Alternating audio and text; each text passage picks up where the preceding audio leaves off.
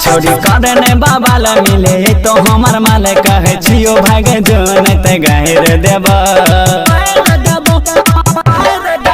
छोड़ी करने बाबा ला मिले तो हमार माल कहे छियो भागे जोन ते गहिर देब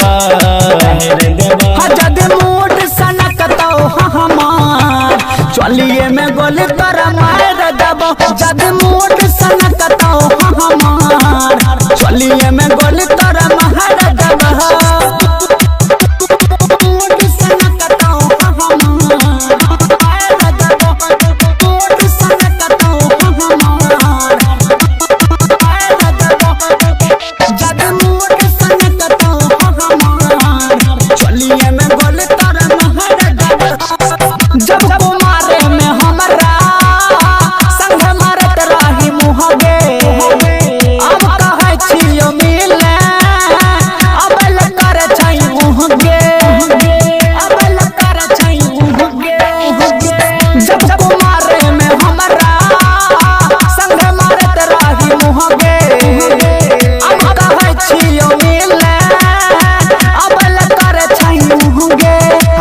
जोहत बुझत कने तो जे तो मसत के जे हो बाचल छै ओकरो घाइर देब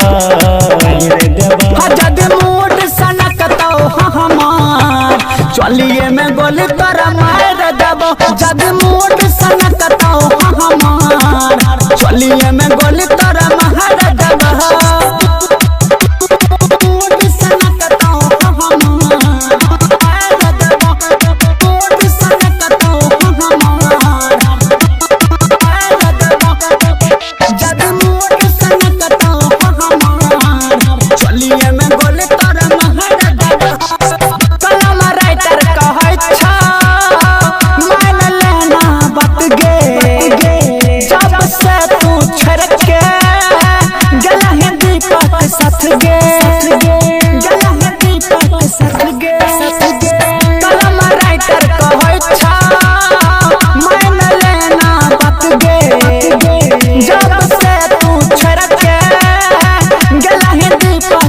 रोहित रसिया के जाने ने तू करे परेशान आज हम जब कहे चमू के फाहिर देब जद मूड सनक तो हमार चलिए में गोली कर मार देब जद मूड सनक तो हमार चलिए में गोली कर मार देब रिकॉर्डिंग स्टूडियो सुजानपुर गढ़पुर।